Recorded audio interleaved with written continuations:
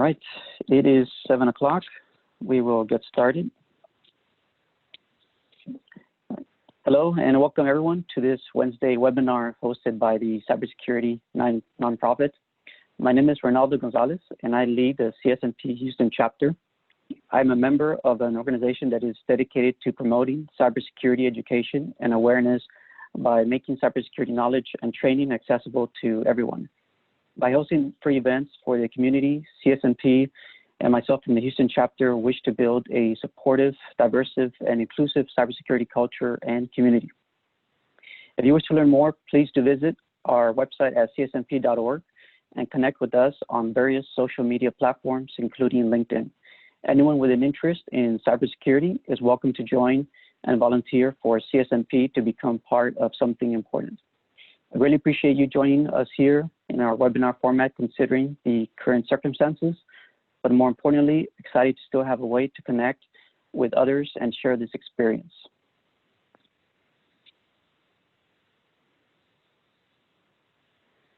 Don't miss next week's topic called Automate Faster Than Evil, sponsored by Now Secure and Sonotype on June 3rd at 7 p.m. Central Time. Now for today's very interesting topic, it's called Russian Information Warfare Threats, and we have guest speakers Dr. Khatuna Mshvidobadze and Ambassador David J. Smith. This presentation considers Russian cyber threats within geopolitical, culture, historical context, and suggests several factors that drive current trends in Russian cyber capabilities. It also covers how Russian cyber threats grow their sophistication of TTPs, tools, supply chain threats, false flag operations, deception tactics, and cyber espionage. Dr. Khatuna Mshvidobadze is a professorial lecturer of cybersecurity at George Washington University and adjunct professor of cybersecurity at Utica College, New York. She's a senior fellow at Rondelli Foundation in Tbilisi, Georgia, author to numerous expert opinion papers, speaker in various international conferences, including RSA, a native Georgian speaker, fluent in English, Russian, and conversational Turkish. She has been the Deputy Director of the Information Center on NATO in Georgia and advisor to the Office of the Minister of Defense of Georgia.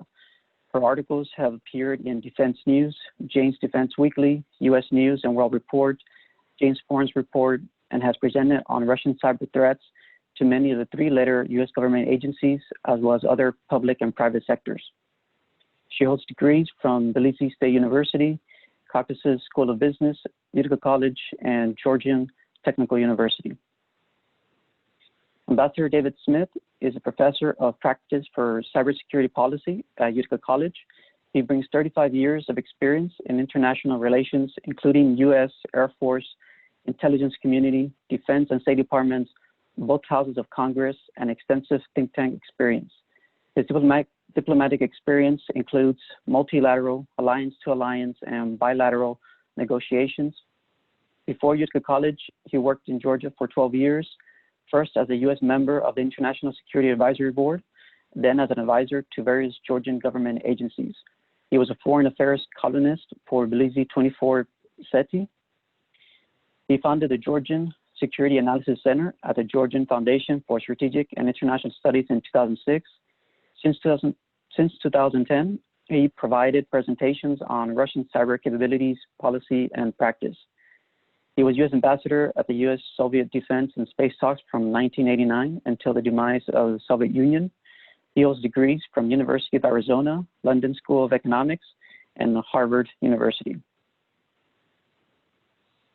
During this presentation, I asked the audience to please be courteous, respectful, and professional to the speakers and to each other. If you have any questions, please feel free to post them in the Q&A chat.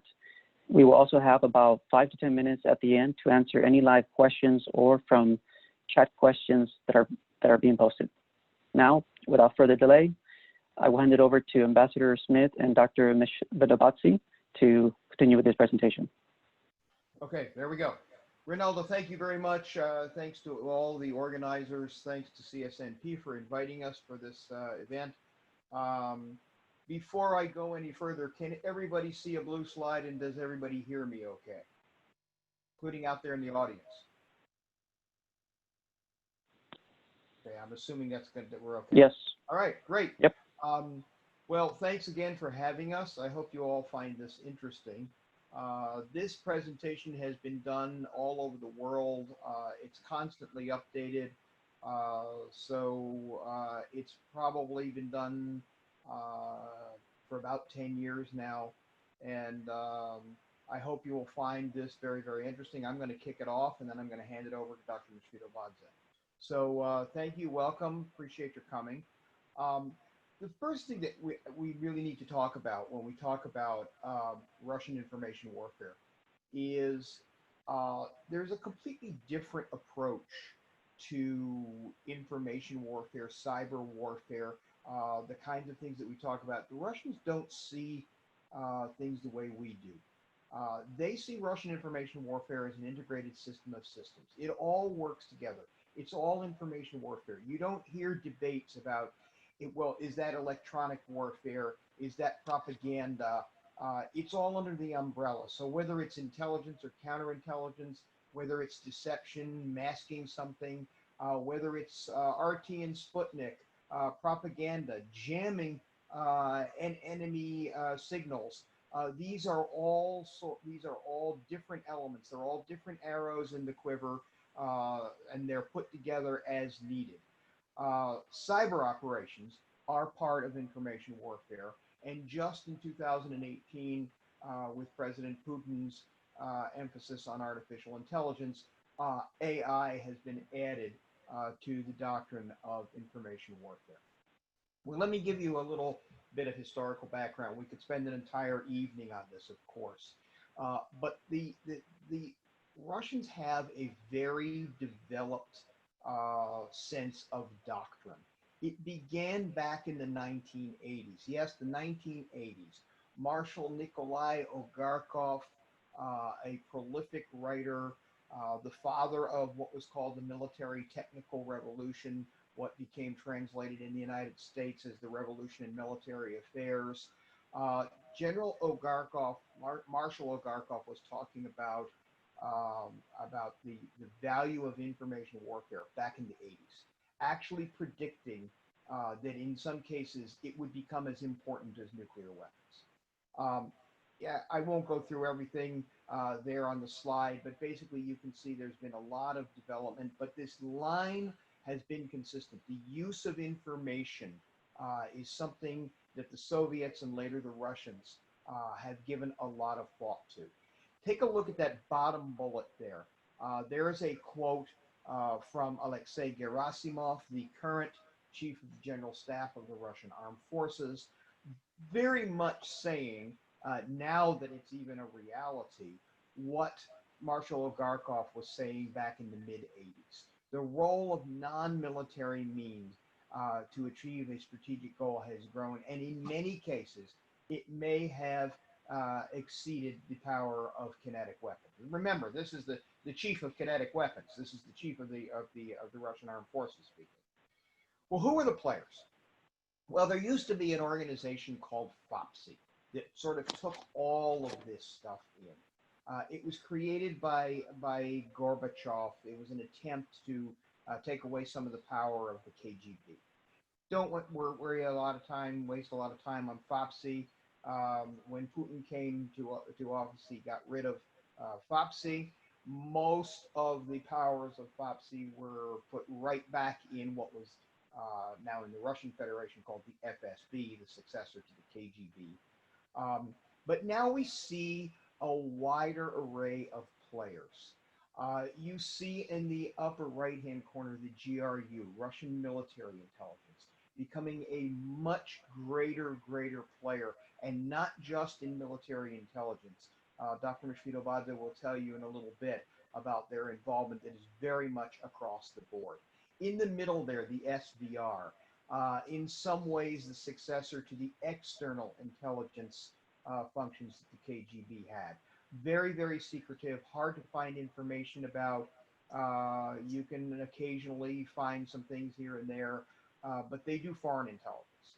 In the lower left, the security office, they basically take care of the communications of high-level officials. And then up at the top, you see MVDK, the K division of the Interior Ministry. They're the cyber cops. Now, as we're going to tell you here this evening, there's an awful lot of criminality and a lot of criminality that is tied in to the Russian government. But if you're not on the right side of things, these guys are very good. They will descend upon you and haul you off to jail. They are very good at finding what they want to find. They just don't necessarily enforce the law if you are on the right side of things. Well, how do we know about a lot of this? The siloviki, you will hear this term a lot when you listen to people talking about Russian affairs. The siloviki, it means literally the people of power, persons of power. It's the people from the FSB, from the upper echelons of the military. It's basically the security forces. And these people are sometimes in opposition to each other, sometimes working together. But we pick up some of what's going on. Oh yeah, guess what? They get hacked too. Well, an organization called Digital Revolution actually hacked in typical supply chain hack. Instead, they probably either couldn't get into or were afraid to get into the FSB. So they hacked into a company that does contracting work for the FSB and downloaded a lot of information. Now, obviously, we can't tell you that everything here is gospel truth, but it gives you an indication of what the FSB is up to. Just take a look at some of the things we have there. Nautilus, collecting data about social media. They are clearly making a play for social media around the world. How are groups formed? How do they behave? How can they be influenced? How can you inject information, maybe even automatically, into social media? Looking at Facebook, MySpace, LinkedIn, Twitter, all of those kinds of things. Then take a look at that second one, that Nautilus S. De-anonymizing Tor traffic. Now, Tor, the onion router, was created by the Office of Naval Intelligence to basically give a tool to dissidents around the world who were living under repressive governments to remain anonymous, to be able to surf the internet anonymously. Well, all of a sudden we have a university in Sweden saying they're doing a project on this, and they're detecting rogue servers out there that are trying to bust the Tor network. Once again, trying to get into, I'm sure they're worried about internal dissidents in Russia, but they're also worried about people around the world. You can see all of the kinds of things they're doing. They're very concerned about their own section of the internet, the Russian internet, the RUNET. Look at that Project Hope there, trying to map it out. Go down to the bottom there. Quant is a sort of FSB think tank, analyzing what's going on social media. What's the mood? Are we going to have demonstrations in the street? And then another thing, messing around with the Internet of Things, Fronton, trying to figure out if there's a way that they can do this. Now, this will all of a sudden see the Mirai botnet, the software that was used basically to impede access to services like Twitter, now being experimented with on the Internet of Things. Imagine the expansion there that obviously somebody is thinking about. Well, let's talk a little bit about Putin's era in cyber operations, and it really, Russian cyber capabilities is almost synonymous with Putin. The SORM system, you may have heard of it back when people were going off to see the Sochi Olympics. SORM is a system that basically any ISP, any telecommunications provider is obliged to install on their equipment. They are obliged to have an FSB agent on their premises. They are obliged actually to train the FSB agent in the use of their equipment, and it intercepts everything. It goes through everything. This is why we advise people, if you're going to to Russia. Be very, very careful. If you can, leave your computer behind, or certainly take a clean computer if you can. Be careful what you do on your mobile phone, because everything goes through that. And remember, anybody who has, for example, security software, you got to remember that that is going back to the company from which you bought it. And if you have a Russian company, it's going right through the SORM system. After the presidential election and the Duma elections back in 2011, 2012, we saw a real tightening of laws. It got out of hand. They didn't have Chinese type control over the RUNET, and they are clearly trying to get it back. They started passing stricter and stricter laws. Roskomnadzor is basically a censorship organization. If you want to operate in Russia, anything that has data about a Russian user has to be stored in Russia. Now, even blogging, if you get more than is it 3,000 or 300 hits a day, you have to register.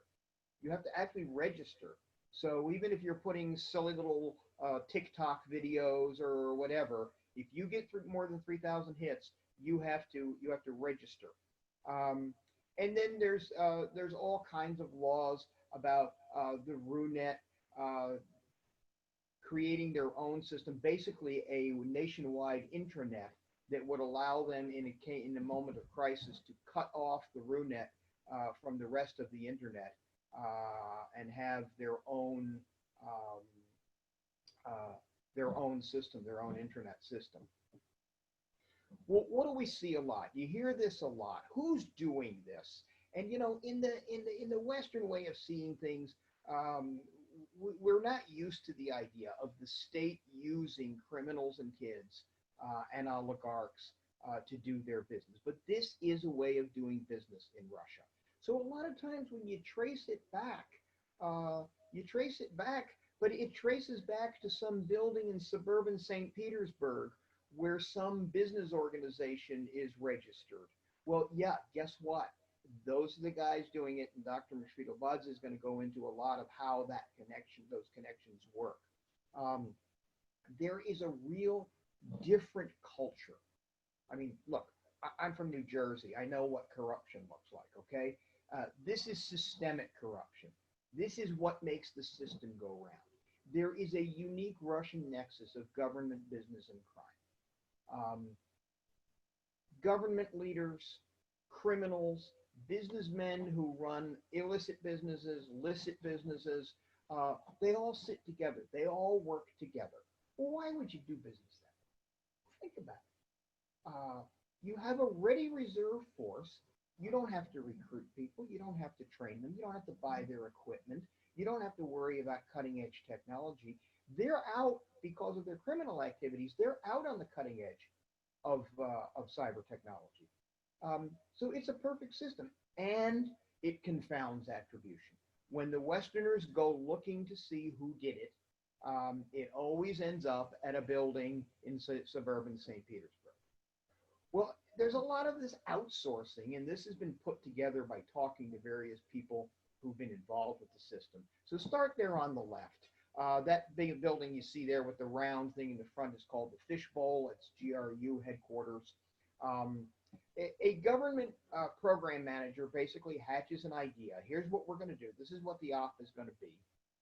And program manager is appointed. And that program manager goes to one of these criminal groups, probably headed by an oligarch who's part of the inner circle around the Kremlin. Money changes hands. There's a lot of compartmentalization. People doing one part of the business may not understand who the other people are. They figure out how they're going to do this. And then there's yet another layer of outsourcing where they go to people, maybe even in other countries. And those people may have no idea what they're really doing. They probably have a notion that they're doing something that isn't right. Again, money changes hands. And then if the reporting goes back up the chain, back through this system of compartmentalization. So those people on the right-hand side of the screen never know who the people on the left-hand screen of the screen were. But yes, it was a government op.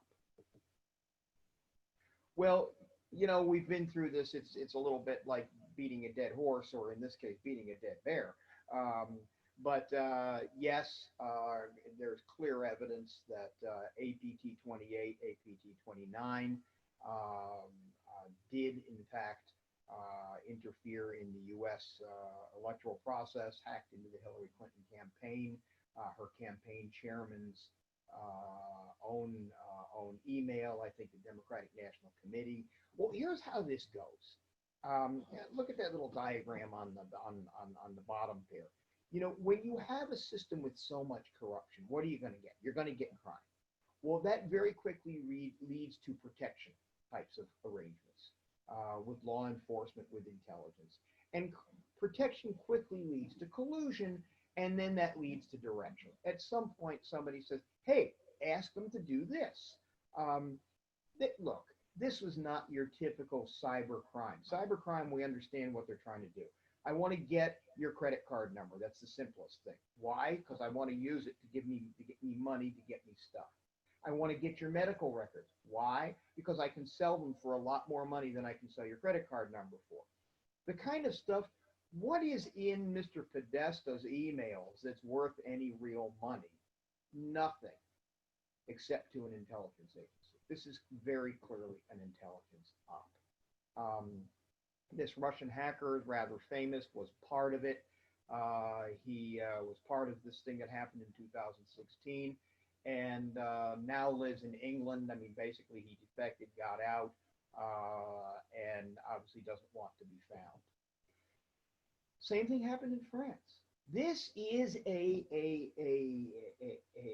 plan to undermine Western democracy. This is not just about the United States. Obviously, the United States is the leading democratic country. But knowing what had happened in the United States, the French intelligence service warned the political parties. All but one actually came to the meeting that they convened. The Front National, Marine Le Pen's party that openly takes money from Putin's Russia, did not attend. But this time, probably largely because they knew what had happened in the United States, they saw them coming and did a pretty good job of protecting themselves. But the same thing happened, the same attempts to post bad information. The problem is they couldn't find very bad information. And if somebody wants to go into sort of what they did to protect themselves during the Q&A, I'll be glad to talk about that. But we're seeing this. We've seen it with the German Bundestag. We've seen interference in the Catalan independence movement in Spain. We've seen involved in the Brexit referendum. We've seen them all over. And then there's the false flag operation. Well, that's an old technique of Soviet and then Russian intelligence. You make yourself appear to be something that you're not. It serves your purpose. Well, here's a perfect example of how it was done online.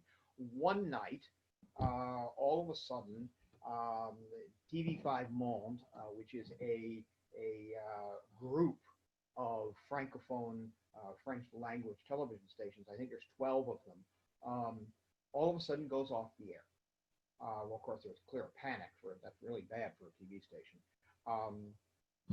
Figured out what was going on. Well, look at you remember that was when they were doing Je suis Charlie after the Charlie Hebdo shootings. People were running around with little badges that said Je suis Charlie. So they took it and they turned it into Je suis ISIS. The cyber caliphate is out to get you. Well, after a lot of analysis, looking at the tactics, techniques, and procedures, what tools were used, et cetera, well, guess who?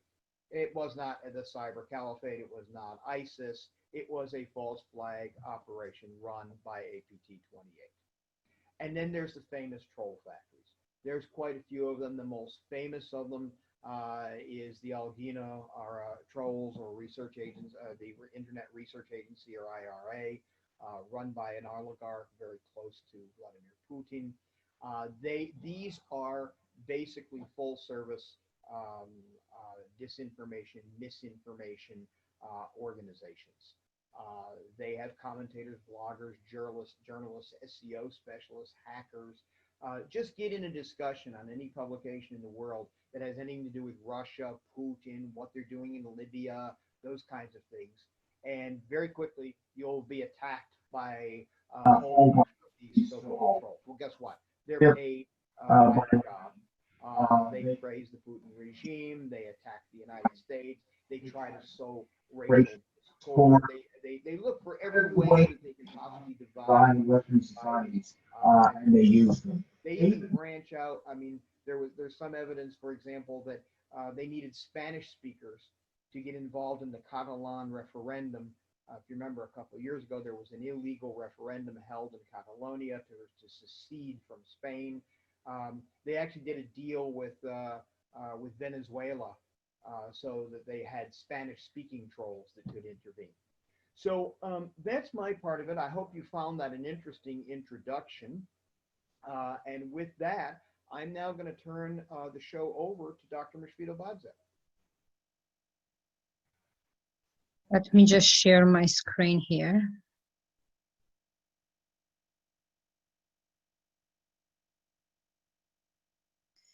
Okay, let me just talk a little bit about the growing sophistication. Russian hackers, TTPs, are getting better and better. And here is a couple of examples in this respect. For example, if you just look at the black energy malware. Black energy malware 10 years ago was just a simple DDoS tool, but it turned into a really refined digital weapon that has a very strong obfuscation, as a based on antivirus scanner, impersonated as an antivirus scanner, corrupts firmware, even to disrupt the backup system, and compromise the VPN system. Black energy malware was massively used against Ukraine. By the way, they're using Ukraine as a testing ground. There are thousands of attacks during a 1 month period. They are attacking power company, they're attacking media outlets and the government agencies. Another also illustration of the Russian cyber capabilities and this growing sophistication is a NotPetya ransomware. NotPetya is a very malicious software malware that's kind of resembles Petya ransomware, but it's more dangerous than the Petya ransomware. It can screw up your hard drive in a ways that it's impossible actually to restore data from your computer. What actually the hackers behind it use the Eternal Blue exploits. Eternal Blue exploits is a very sophisticated exploit that allows hackers remotely execute arbitrary code and get into the network. At the same time, for this operation, they use Mimikatz. It's a post-exploitation tool. It dumps password from memory. I can't advance the slides here. Okay. So here is probably most of you have heard about the Karbanak group. This group was very sophisticated Russian criminal group that stole $1 billion from banks all over the world. What is interesting, I'm not going to talk about the TTPs of the Karbanak. A lot of computer security companies published report about the Karbanak's technical characteristics. But what is important here, that's a couple of computer security, cyber security specialists launched investigation about the Karbanak group's activity, and they identified there were a couple of domain name servers that hackers behind this operation used for their cyber attack, but this free domain name that was used by this group actually was associated to the Russian company, and this Russian company is we found out does a lot of contracting job for the law enforcement agencies in Russia. And Karbanak group is very active still. They are attacking European countries, in particular Ukrainian government agencies, as well as critical infrastructure. Let me just give you kind of an overview about the formation of the information military scientific units. It's also called information warfare troops.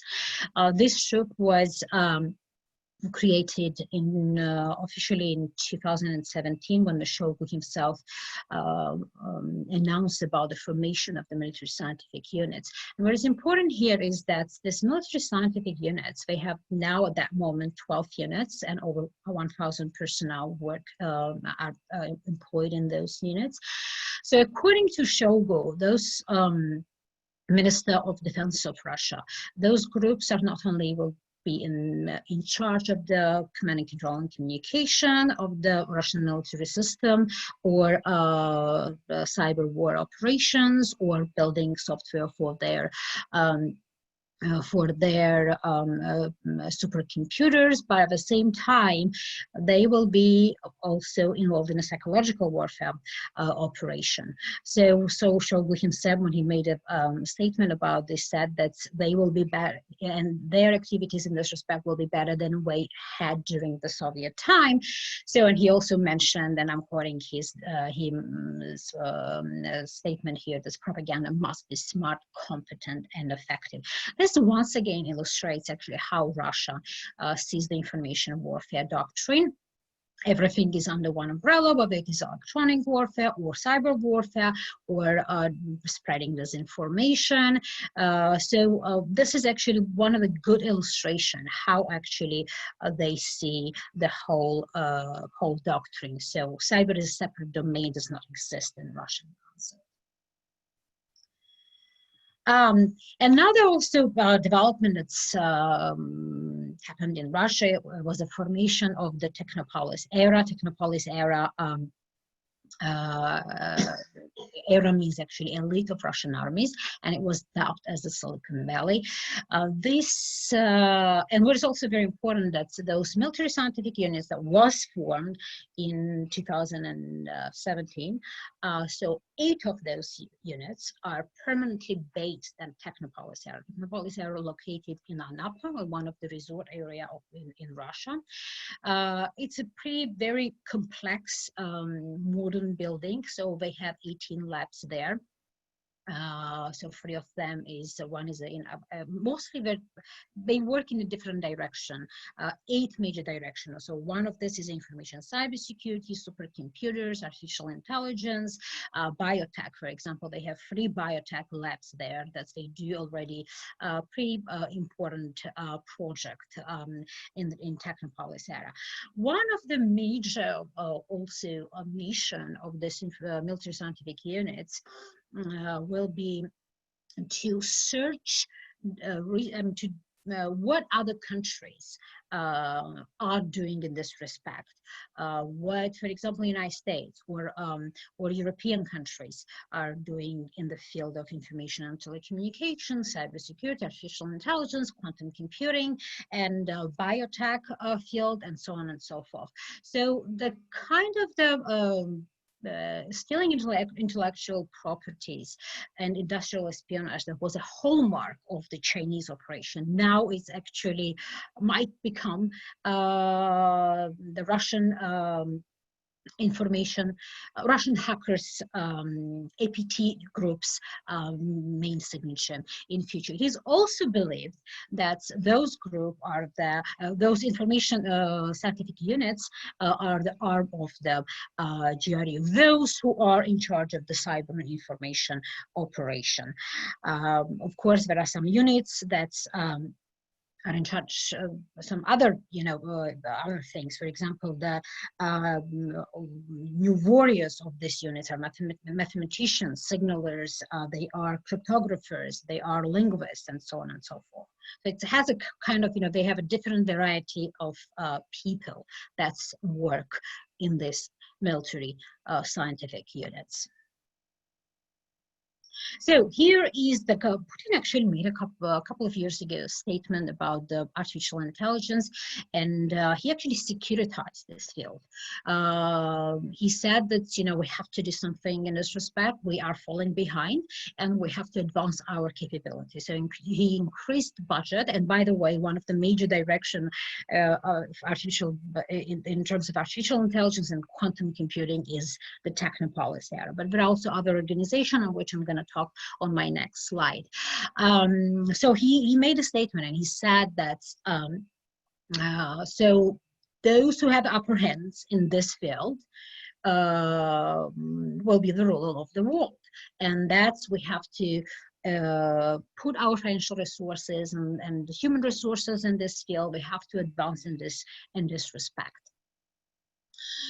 So this Russian Foundation for Advanced Research Project in the defense industry was formed in 2012, but they didn't have a big budget. You know, they had a very limited budget, but now actually the budget in this funding actually increased immensely. They're dubbed as equivalent to Pentagon DARPA. And they work in a different direction, three main direction. Actually, they are also one of the major directions is a chemical, biological, and medical direction. Another is a physics and technical, that they are in charge of the developing intellectual weapons. And another direction is information research. And in this information research contains cybersecurity, information security, and they are actually implementing a lot of projects, for example, speech and face recognition. They are also creating promising electronic components for the quantum technology, and they are also creating technologies can detect destructive impacts and on the society on social media. They are already cooperating with the leading research centers in Russia and entities from defense enterprise. They are implementing over 50 projects, and already were able to launch 40 labs in this three major direction. That is chemical, biological, medical, physical, technical, and physics, technical, and information research, on which I talked just recently. So now let me just talk a little bit about the Kremlin information of how actually Russia used the information warfare with all of its elements during this pandemic time. So they use disinformation, and they use deception, they use cyber elements, and there was a couple of statements in this respect. For example, Pompeo himself made a statement March 17. What is also very important that Russian information warfare doctrine with its entirety was mimicked by Chinese and Iranians, exactly the way they had the same false narratives, the same fake messages. It was actually identical. So it was with even the cyber components. I mean, everything was mimicked by Chinese and Russians. Russians used conventional media, non-conventional channels, for example, to spread false narratives. They used their experts and their scientists to blame all of those outbreaks to the United States. And here is actually a European External Action Service report. And this is a great database if you just would like to find out what kind of malicious narratives they are spreading, not only Russia, Chinese, and other countries. So this is they are documenting this, and my recommendation is to just go to their database and just find out all these fake narratives that they're putting out there against the United States. So what also we had during this time? During this time, we had this computer hacking were up to 330% during this coronavirus pandemic. Here is a couple of statements from UK National Cybersecurity Center. There is a part of the GCHQ, and the US Cybersecurity and Infrastructure Security Agency, the part of the DHS. So they made a couple of statements about the APT groups that was APT groups that were very busy during this pandemic time. So they openly mentioned the Russian APT groups, Chinese APT groups, and Iranian APT groups. And they used the, almost as, identical techniques to get into the system,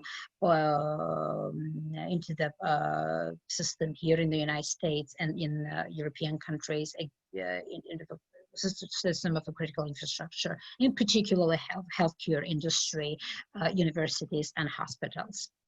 What is very important here, this is one of the Russian dark web. By the way, if you just would like to find out what they're up to, what kind of plan they have, if you just do research on Russian dark and deep web, so you can get pretty much hints and some indications what we are planning in future. So by the way, this is one of the sites that's at the end of February this year. In this site, this is the site where Sodinokibi is another, also called Radel ransomware group is hanging out, and not only. They are launching competition for $15,000 and they're putting their tasks there, for example, for developing exploits, for zero days, for creating a crypto algorithm, and at the same time they are selling the variants of malwares. For example, in this forum, they were selling a Zorro Trojan, variant of a Zorro Trojan that was later embedded into a fake Johns Hopkins University's infographic map. They were discussing on this forum about the methods how to deliver malware, where an email attachment that was disguised as a COVID-19 map. This group also attacked 10x Genomics. That company is a biotech company that is placed in California. But at the same time, we're not only their mission is to steal intellectual property, but at the same time to have some financial gain. For example, in May, they attacked a New York law firm that has a very high profile clients, and they were asking a huge amount of money to get their data back. So what is also very important here is that this group, they are known as the human operated ransomware group. So the attack doesn't happen in an automated fashion, but instead they are compromising internet facing network devices in order to have established a presence for a long time, and then and later execute attack, either strike attack, steal documents, or encrypt document. They're looking for vulnerabilities in the remote desktop protocol, misconfigured servers, and also vulnerabilities in the health record, electronic health record software. Another group is called the HADES. This is the known as a GRU group associated with the APT28.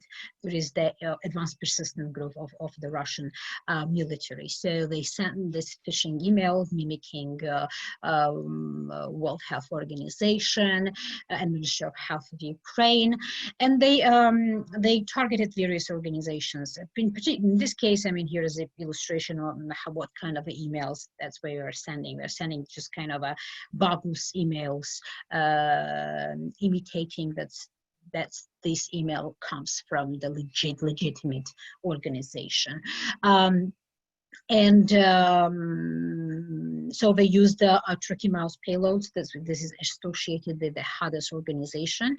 And their function was to gather information, to capture screens, and they use a keyloggers to steal credentials. Another also group that was very involved and active during this time is FSB Gamma Radon. This group is active with for a couple of, I mean, more than about 7 years. And this group was attacking the Ukrainian military and Ukrainian government agencies before. So what this group did also, they used the spear phishing techniques to get into the network. The email that's they sent contained attachment, and when opening the documents, it started a template injection techniques for loading the document templates from the internet. And once this template was downloaded, it executed contained actually the malicious macro code, this code which executed the VBS script. By the way, these 2 IP addresses that they were used, they used during this attack for network destination and for VBS were from Russian hosting companies, and they apparently used some virtual private servers for their operation. Another also Russian ransomware group that was very active during this time and still is the Maze group. They attacked the Cognizant. This is the IT services that does a business for in a different direction to the manufacturing, financial services, technology, as well as healthcare industries. This group actually attacked the Hammersmith Medicine Research Center in UK, and they stole a lot of documents, passport, national insurance card, visa documents, patient photos, all of those information that is very, very, and health questionnaires, medical history documents was also hacked. By the way, there was a couple of articles about this group activities, how they're outsourcing different kind of hackers, and there was a 1 or 2 article in a British newspaper, but it didn't go mainstream.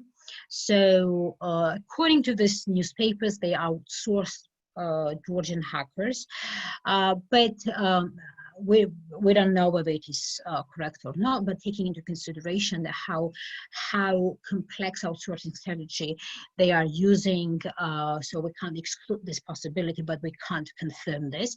But at the same time, you have to take into consideration the false flag operations that they are using for their operation, actually to mimic their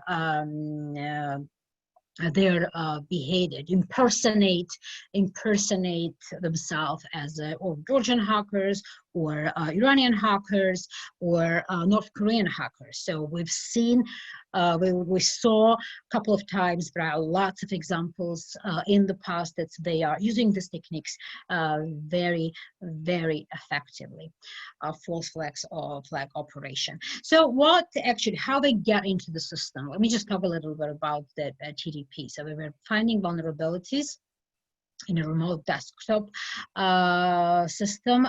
They are also they're sending malicious email attachment or a link, and they also they're targeting possible software third parties. Another also Russian ransomware group was RUIK. This is this group typically dropped by an already compromised ransomware by already compromised system. They actually used TrickBot and Emotet. Those they're the originally this malware was originally created to steal banking, some sensitive information from banking system, credentials, for example. Those group was behind the attack against the Czech Republic hospital. This hospital was one of the actually second biggest hospital in Czech Republic, and for what is also very important, that's they're using free tiers of encryption, in this case RSA encryption, and ES asymmetric encryption key generated for each victim files. Let me just, give you some summary and conclusion in this respect, how actually Russian information warfare works, how they operate, how they use their APT groups, what they're up to, what kind of mission they have. So what we see here, they see that Russia is characterized by a unique nexus of government, business, and crime. They're using criminals, they're using very complex outsourcing to confound attribution. Why do you do so? Because it's or at the same time, to have hacker resolve forces, they don't pay money, they just and they don't train them, and they do business for them whenever they need it. And at the same time, we have a green light to do some criminal activities outside of the countries. That Russia doesn't have a extradition treaties to other countries, so they are harboring and their citizens, their cyber criminals in Russia, and so they are not cooperating for law enforcement agencies in the West. So, yeah, it is a unique nexus of government, business, and crime. At the same time, they're also using oligarchs. As you mentioned, the Troll Factory was founded by one of the Russian oligarchs, Evgeny Prigozhin, who is a very close friend to Putin. Another also and they are improving their TTPs. For example, if you just look at the black energy malware version 1, version 2, and version 3, you can just see the sophistication, how actually once very simple video still turned into a very refined digital weapon. They are now they gave the AI lead to the militaries, establishing the Technopolis era, establishing other foundation. They are putting a lot of efforts. They securitize artificial intelligence, quantum computing, and they're putting a lot of resources. And what we see here, that's and now that's very interesting in research and developing and stealing intellectual properties from biotech companies, from disrupting hospital systems. And they are using APD groups for their espionage and economic gain. And we see that they are using the false flag operations. So impersonating themselves that they are hackers from different countries. And they, as we see, that they're using a very complex outsourcing to further confound attribution. So thank you very much, and I hope you find this presentation very interesting, and we will be more than happy to answer your questions. Thank you very much, both of you, for this great and awesome presentation. It's been very, very interesting, fascinating information. All right. So we have about 7 minutes before the top of the hour, so I would like to give this time for the attendees to ask any questions. There might be an issue with the Q&A panel, but if the attendees cannot post a question there, you could post your questions on the chat, and we can direct those questions to the speakers. The content was very appreciative. Thank you. All right, let's see. I think questions are starting to come in. Okay, there's one question here. What should companies do to reduce the risk of cyber attacks? Are they following your recommendations, and have we any data about it? So that's a very good question. I think that's there are a lot of things that we have to do. This is computer hygiene training. You have to train your staff permanently, patch vulnerabilities. You also, I always would like to put in my mitigation strategy the threat intelligence. I think that it's very important to observe all of those deep and dark web that's Russian hackers hang out, and what's going on there. For example, we saw during this pandemic time. That's why we're selling the variant of Zerd malware. They were giving, we were discussing about the methodologies, how to inject this malware into the document. And so this is, this kind of conversation is going on a dark web. So I think this threat intelligence should be included in the mitigation, patching system, system auditing, penetration testing, all of those things should be done. Unfortunately, there are lots of, and also at the same time, supply chain contamination is another very big issue. So we have to really assess whom we're outsourcing, our supply chain, to secure, risks, to reduce risks in this respect. Thank you. All right, and another question here. As a statistician or data scientist, what should I be aware of to make sure I'm avoiding aiding the espionage? And what could I do to help? I'm sorry, could you repeat it? I couldn't hear you well. Yes, as a statistician or data scientist, what should I be aware of to make sure I'm avoiding in aiding espionage? And what could I do to help? To avoid the espionage, and what could, I mean, again, if you don't want to be hit by a spider or just to steal information from your computer, you have to be very cautious. I mean, the first methodology that they have is to send the spear phishing. So don't open, don't open email from unknown sources. For example, there was one thing during this pandemic time. In UK, people were getting SMS, and SMS was from bogus SMS, and it said that this is coming from the government, and government would like to give you extra, financial help, and give you for over £400. And you have to, there was a link, and if you just clicked on this link, it asked your national registration number and all of those information. Don't do this. Absolutely not.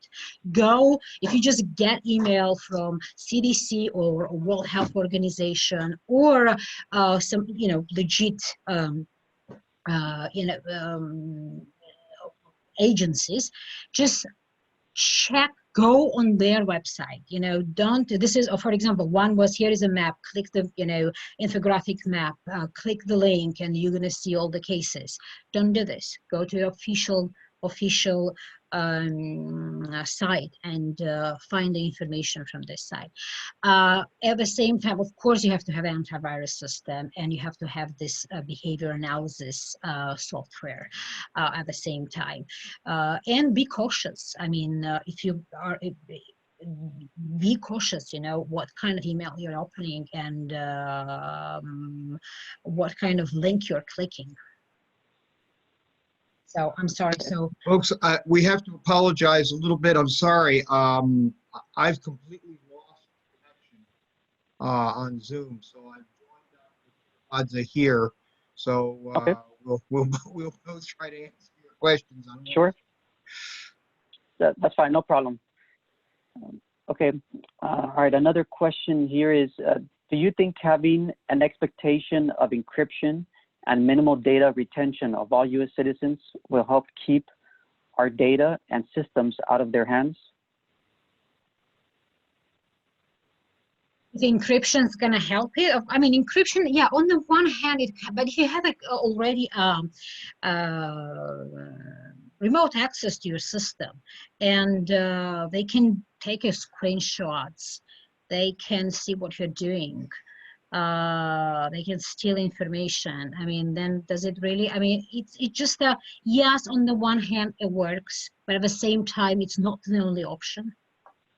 They have to have some other layers of defense in your system. Okay. So attribution is difficult to do. So what are some hallmarks that groups are using to steer towards Russian operations? Would you like? Okay. Well, okay, how about now? Yes, much better. Thank you. Okay, great. Sorry. No, I'm just saying it obviously is different from most kinetic weapons. You know, you don't have a big red star painted on the side to know what's going on. But you know, there are organizations both in government and out of government that follow these things. At a certain point, there's a set of tactics, techniques, procedures, and tools that are recognizable.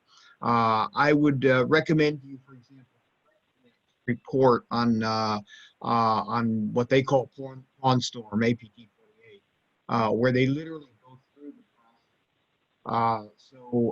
You know, at a certain point, you start being able to put things together. And the other thing you have to remember that this is basically intelligence work, whether it's done by the government or it's done by a private company. It is basically intelligence analysis. And intelligence analysis always has to be all source. You can't just look at your screen. You've got to look at what else is going on in the world, what motivations are. I mean, take the point that I made earlier during my portion of the presentation. If you look at some of the kinds of information that is being stolen, that tells you something right there.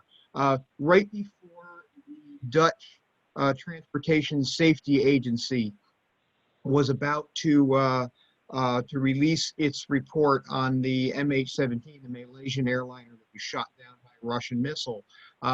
You get hacking into the Transportation Safety Agency to try and get a hold of the report. You have to put that kind of information together with the technical stuff to try and figure out what's going on. But in many cases, it's hard to do. But in many cases, you know what? Yeah, you can. So can I just add a little bit about the attribution? There are a certain digital signature out there. For example, in case of attack on Table 5, French media conglomerate, the hackers behind it used the same autonomous system, same setnet malware. All the TTPs were there, so it was very easy to just find out what was behind this attack. So it was in this case we were the APT-28, we were not the cyber caliphate hackers. So digital signatures, certain kind of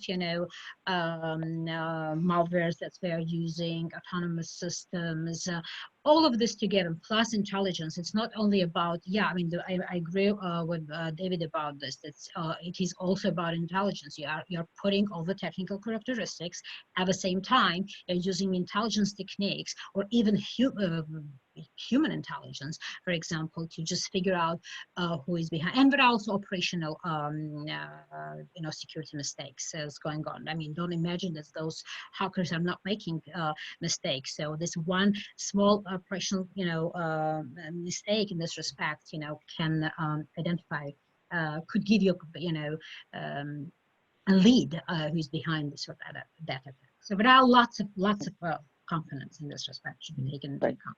We didn't include it in this presentation for interest of time, but there's been a very interesting trial going on in Russia for state treason, because what seems to be coming out of Moscow is that somebody, formerly associated with the FSB, may have actually delivered information about the hacking of the Democratic Party in 2016 to the CIA.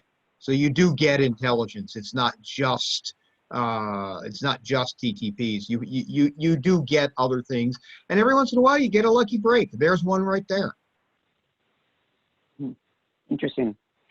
Another question. I see actually we're a few minutes over. Do you have a couple more minutes for one or two more questions? Sure. Yeah. People All right.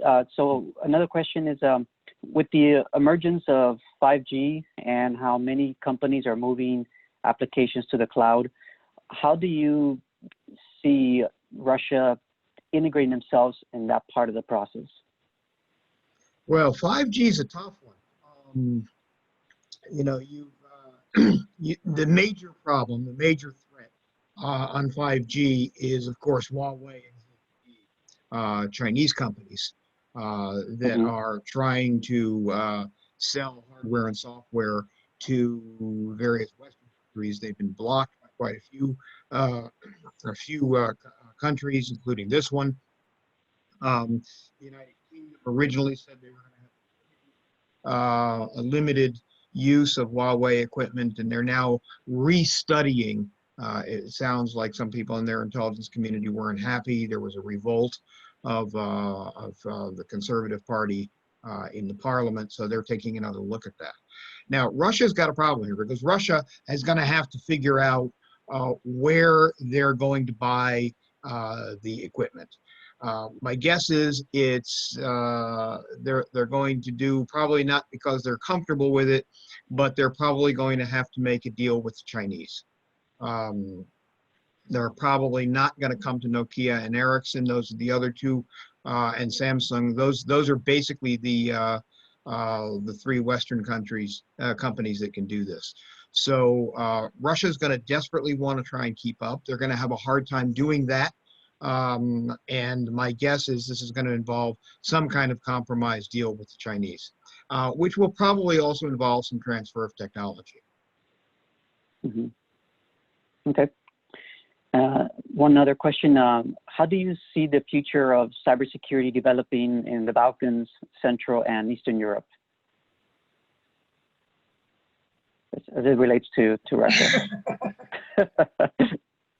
There are lots of talents of cybersecurity specialists in Eastern European countries. The issue is that because of limited resources, financial resources, all of those talents are trying to actually, some of them are trying to get some legitimate business or find good jobs for in the leading tech companies here in the United States or European countries or elsewhere. And some of them are just going into the hacking business. For example, I just mentioned that in Russia, hackers are making lots of money, and especially if they are doing some jobs for the government and they are needed, you know, they have kind of a cover from the government to do other activities elsewhere. But you know, I think that now that everything is changing and there are some Eastern European countries that's there are a lot of good people.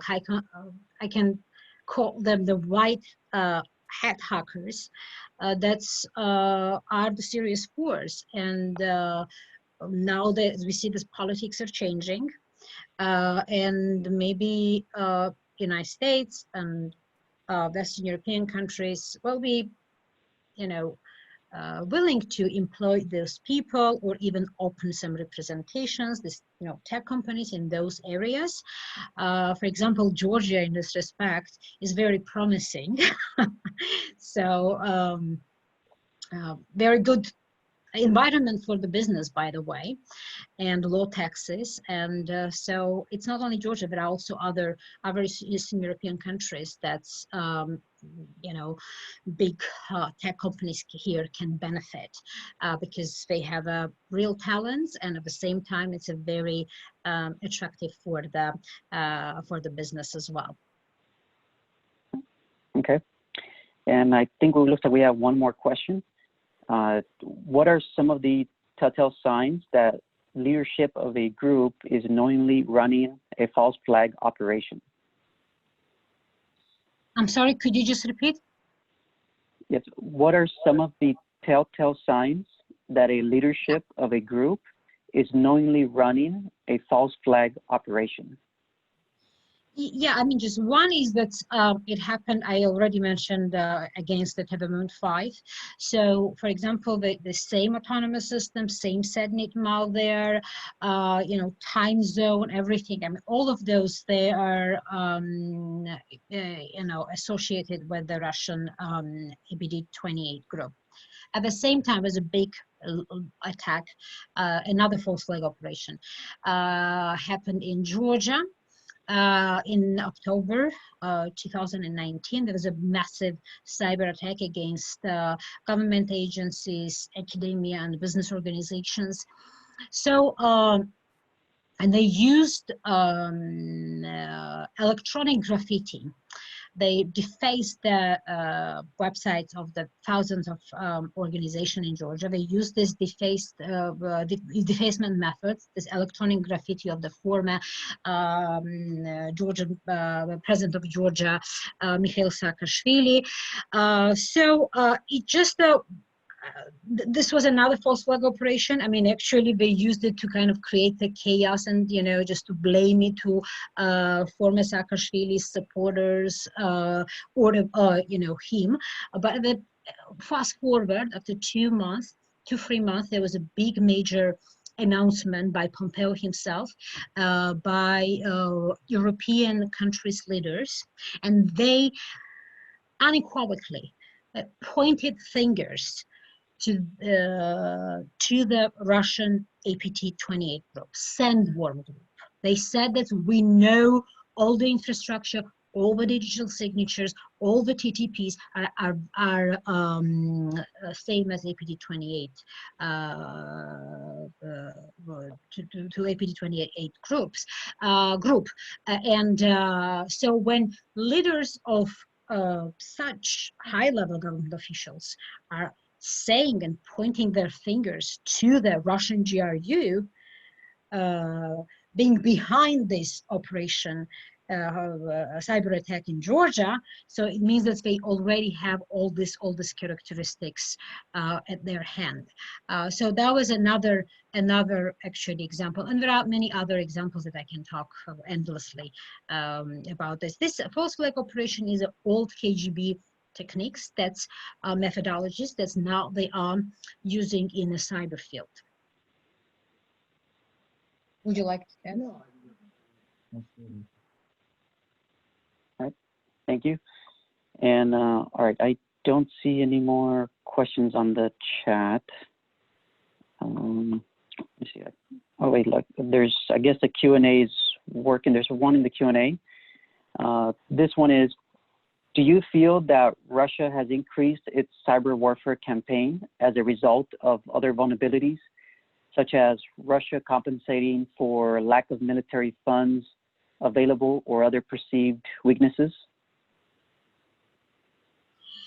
Russian, I always get a question about, you know, it just, you know, how it is possible that Russian military, they don't have such a small budget compared to the United States. So, I mean, how it is possible that they are so dangerous, and so why we're just worried about this?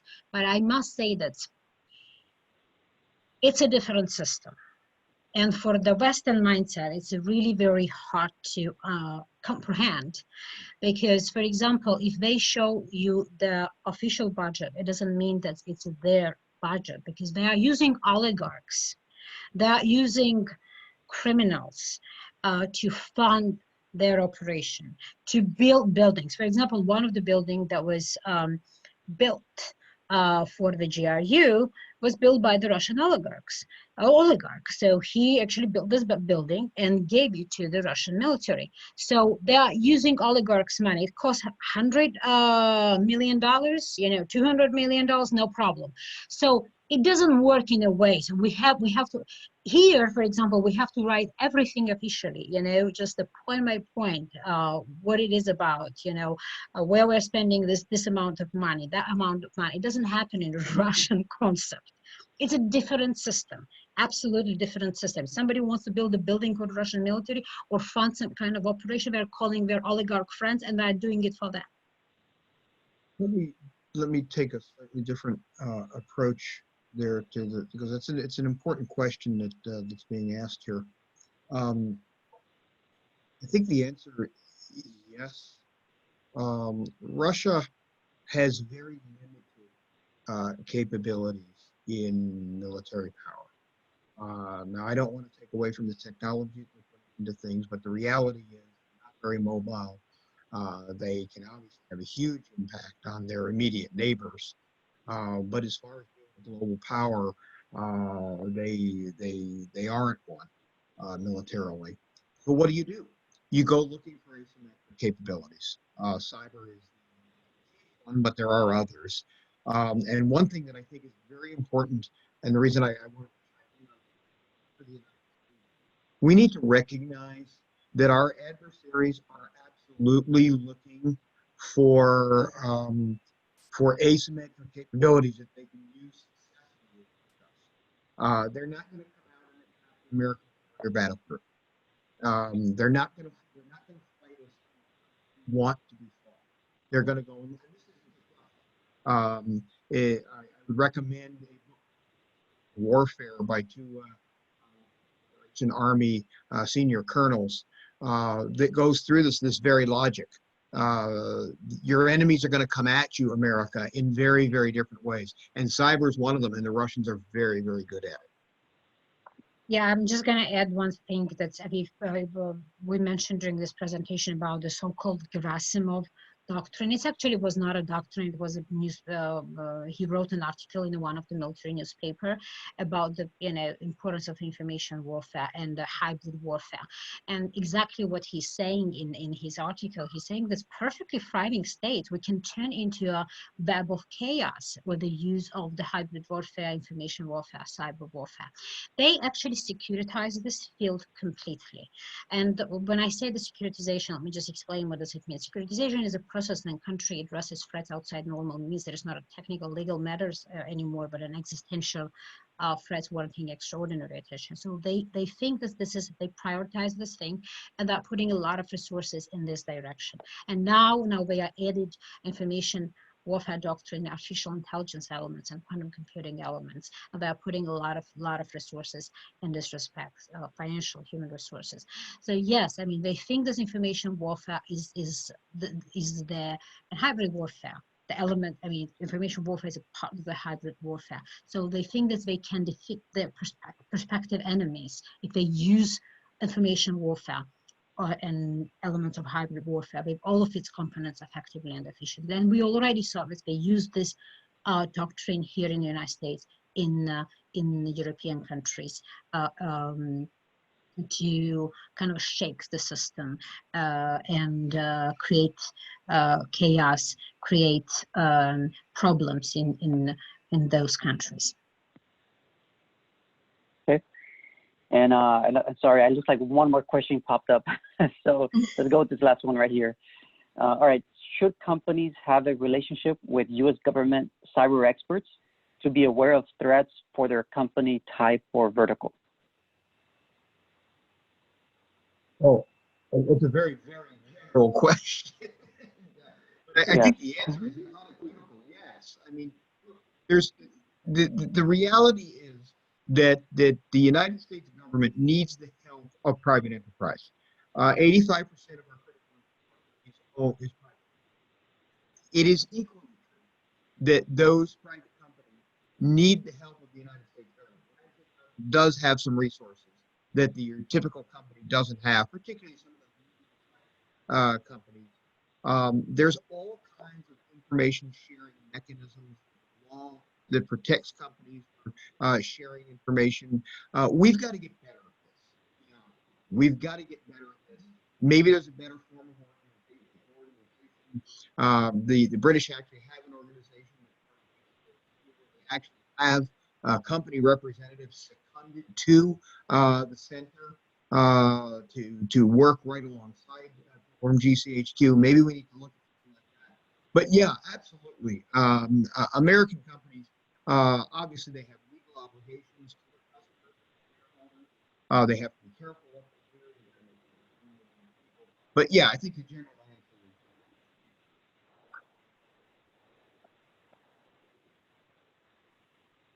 Okay. Thank you, Dr. Smith. I apologize. The last few seconds cut off on your mic, and we missed the last few seconds. But I think it's very good information. Well, that's where the golden nugget was. I mean, yes. I was about to interject, but I didn't want to interrupt you. But thank you very much. It looks like all the questions have already been addressed I know we went over the time, and I greatly appreciate your time and support and joining us today. We appreciate the content, very informative, very helpful, and it contributes to the cybersecurity community. And we here at CSFP really appreciate your time and for what you were able to present with us today for the webinar. Well, we'd like to thank you for inviting us, and we'd like to thank everybody in the audience for sharing some of your evening with us. Thank you very Yes. much. Thank you, everybody, also the audience, and we are done for this webinar. So thank you, everyone, again. Be safe out there and be healthy. All right, everyone, take care and have a good night. Good night. Good night.